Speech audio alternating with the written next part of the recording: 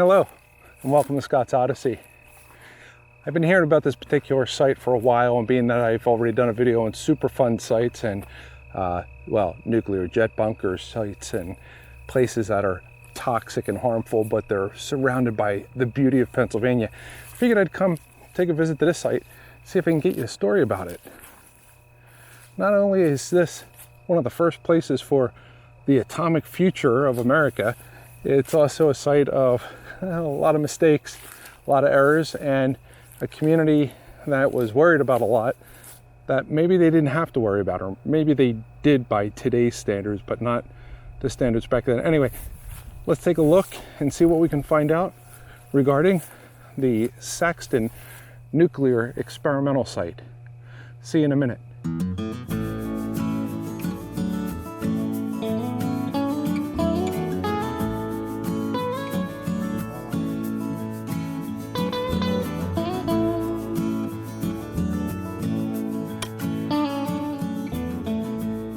Welcome back.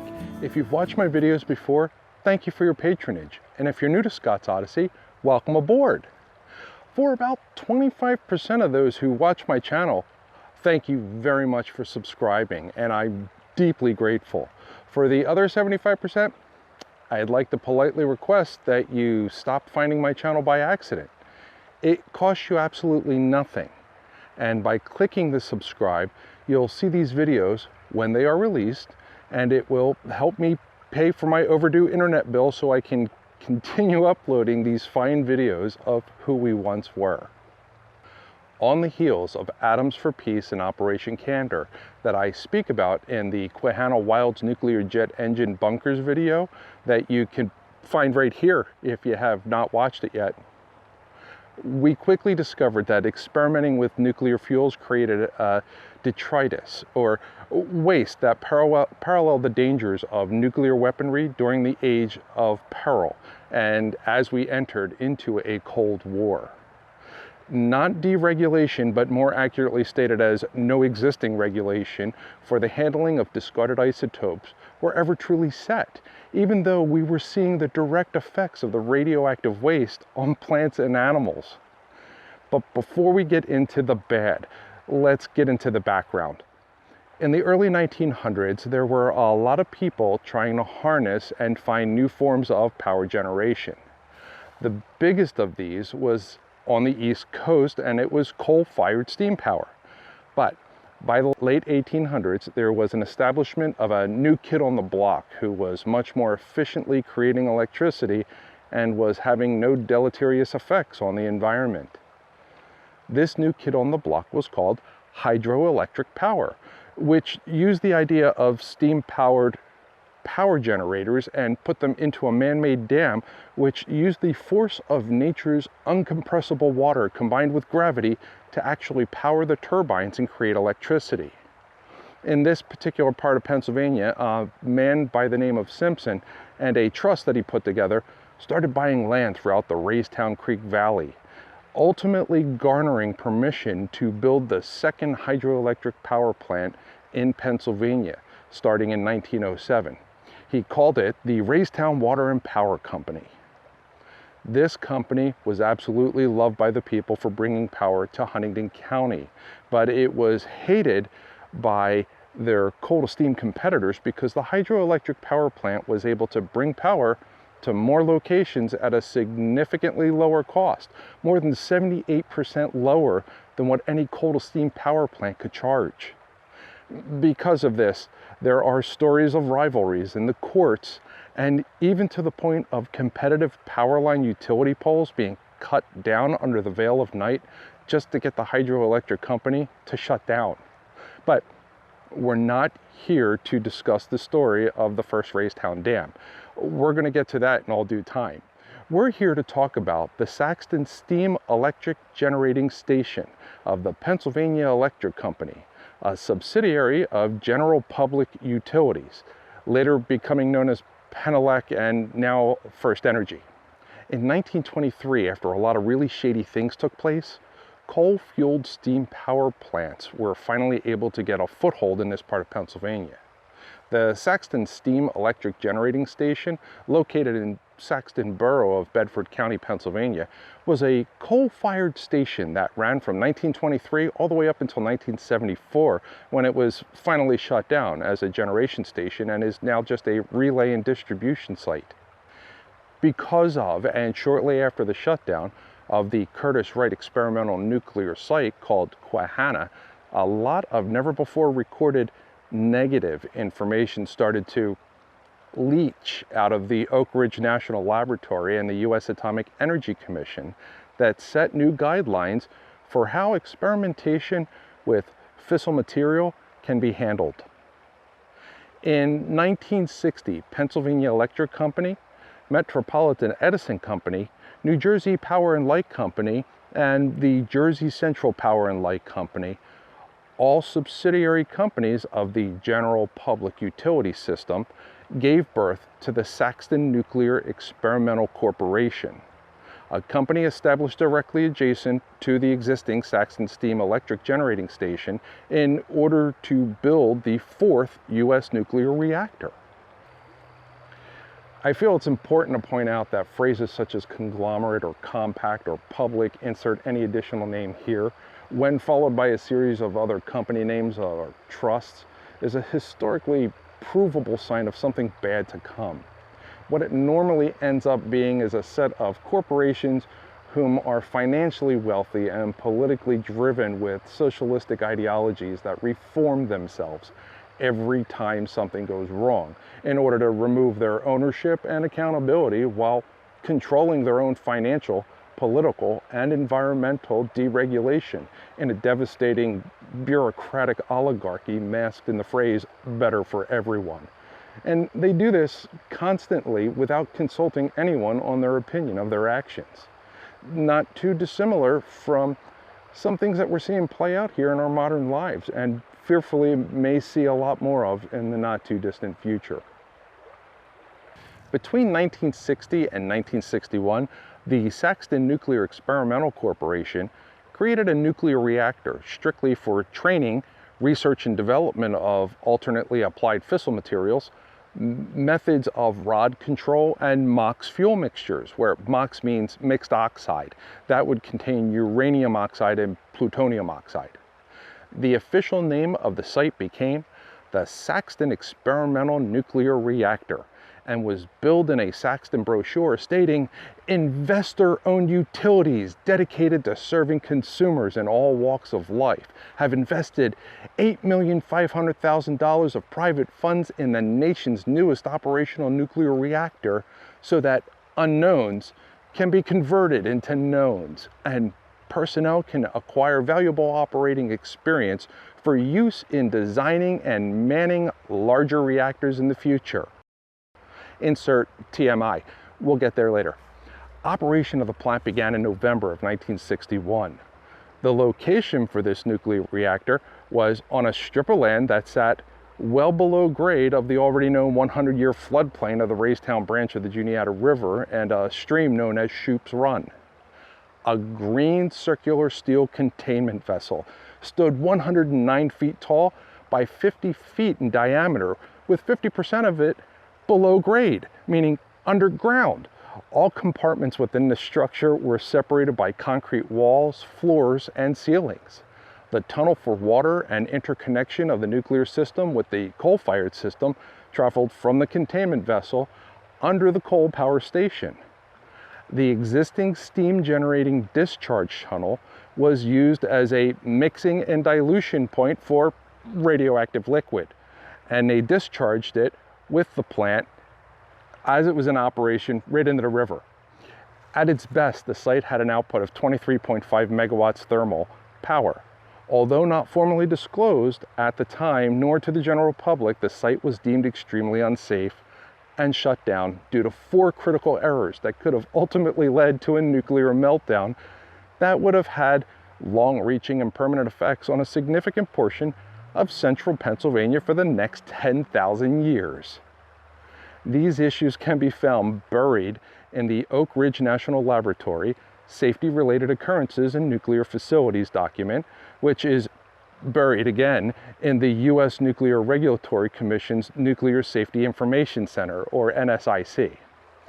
because of the issues and the experiment not contributing to the impending energy crisis of the 70s, the nuclear plant was shut down in 1972 and set the standard for the more upscaled 3 Mile Island site located in Londonderry Township, Pennsylvania, just south of Harrisburg, by the same founding company, but not the same conglomeration of companies. And well, we all know how that ended up. Back to Saxton. The shutdown in 1972 initiated a process that would ultimately take 33 years before the property would become listed as contract license terminated, with regards to the federal government holding the property and making it somewhat available back to the state of Pennsylvania with a political jargon-esque clean bill of health called now safe for unrestricted use. You see, after the site was shut down, there was the matter of what to do with the existing fuel, the spent fuel, the giant green reactor vessel, and all parts of the system that directly touched the site, because it was all, well, to put it atomically correct, hot. But what else could you expect when decommissioning a nuclear power plant? In 1974, the coal to steam power generation plant was shut down. The property sat mostly vacant from 1974 until sometime in the late 70s, when the last of the nuclear fuel rods were finally removed from the plant and disposed of in some undisclosed toxic location. Then began the removal of all the hot building materials, which quickly turned into a very, very expensive process of decontaminating the structures and removing the pipes and stations all over the site, only leaving behind things that were considered low-level radioactive waste, which was another issue. Low-level radioactive waste, or LLW, is a legalese phrase used to describe the safety levels of radioactive waste, and within the LLW comes classes A, B, or C, which classify the concentration of radionuclides. If you compared it to European standards, the class B and C are actually in the critically toxic to human health categories and not considered low level at all. But here in the States, they're considered no different than class A, and they still lobby to this day to deregulate the monitoring of any disposal even further. Not to mention the fact that low level does not mean low risk, such as what is found in a watch with glowing tritium numbers, or the sights on a pew tool, or even the common household smoke detector. Yes, there are radioactive things inside your smoke detector, and it's low risk. But the stuff we are calling low level are the things that may include an entire nuclear reactor that's not been made critical yet, or the concrete around the reactor after it has been turned on, or the soil, or the metal components from the core, or the control rods, the generators, where the water is, filters, resins, cleaners, and all of the sediments in a cooling pond. The list goes on.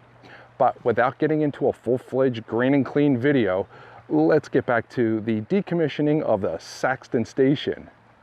With the wanted perception from the community to be a clean and safe location, a site that sits just a block away from the area middle and high schools, there was a community group in 2003 called the Saxton Citizens Task Force. It was created with the job of combating the negative reputation this plant had created in the community. And unfortunately and apparently it worked. But in 2004, when they went to remove the iconic green containment vessel, the determination was made that the metal was only 25% radioactive, or as they said it, 75% not radioactive. It was ultimately recycled as scrap metal with no other concern for its 25% radioactivity. First Energy, formerly Penelec, formerly General Public Utilities, ultimately paid an initial $75 million from their shareholders and a trust fund, or more accurately called a superannuation self-managed super fund. 1 year after the removal of the containment vessel, another inspection in December of 2005 found more radioactive soil sites, which cost First Energy an additional $6 million in cleanup. After the last cleanup, the site was released as safe for unrestricted use and the contract license was terminated. just for the site to become a switching and distribution station owned and operated by First Energy. And fortunately, the entire site is sitting behind an 8-foot barbed wire fence.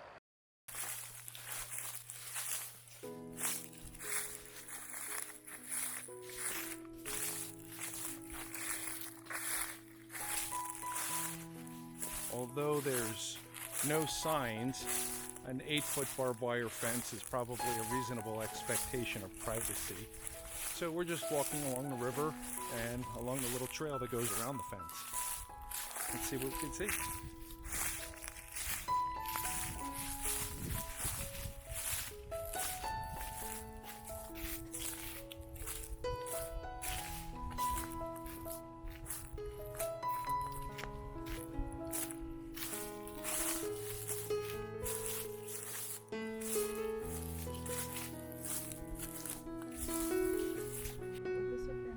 Don't know. Let's see how far. We're that far from the power. This might have been the spray field or one of the other effluent tunnels. Let's take a look.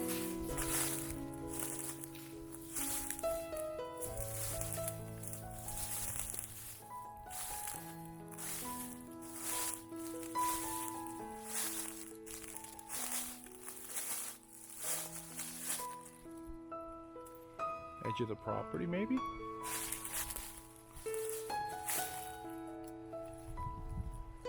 Pretty cool looking.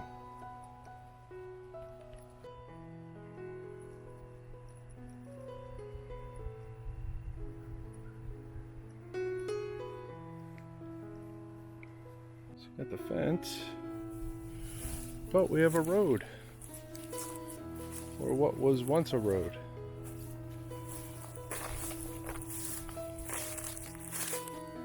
Or a parking lot, or a pad. Something that hasn't been used since 1972.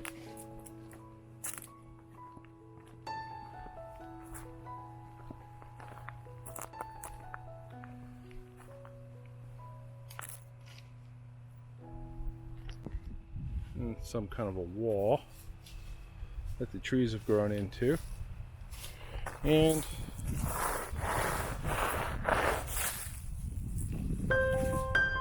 more of the road from back in 72, which came up this way and over.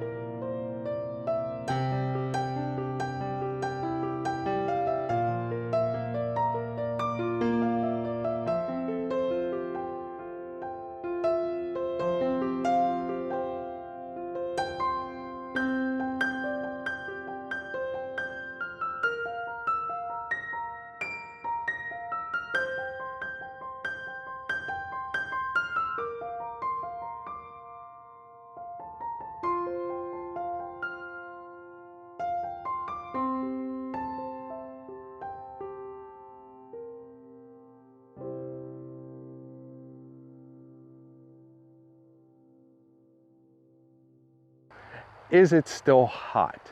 Well, it's allegedly below the requirement of 3.5 millisieverts per year absorption for the next 10,000 years. But it's also important to know that you absorb about 1.5 to 3.5 millisieverts per year with background radiation, or 3.5 in a single dental x-ray, or 3 from a mammogram. So it's probably pretty safe, but I don't know that I would want to live there knowing I was already adding an additional 3.5 millisieverts to my already 3.5 from background radiation and the 3.5 from that x-ray and other sources, because once you hit 20 millisieverts in 1 year, you now just increase your chances of cancer from 0 to a 1 in 5 chance, which isn't too bad considering that Pennsylvania is full of radioactivity and is currently the trash can for 7% of all low-level nuclear waste in the United States as part of a multi-state compact where we happen to be the first host. But we'll get into that on some other site visits, I am sure. If you haven't already, remember to click the like for this video and to click the subscribe for more ODDySEEy stories of who we once were. I thank you for watching, and I'll see you in the next video. Classes of A, B, and there's the fire alarm.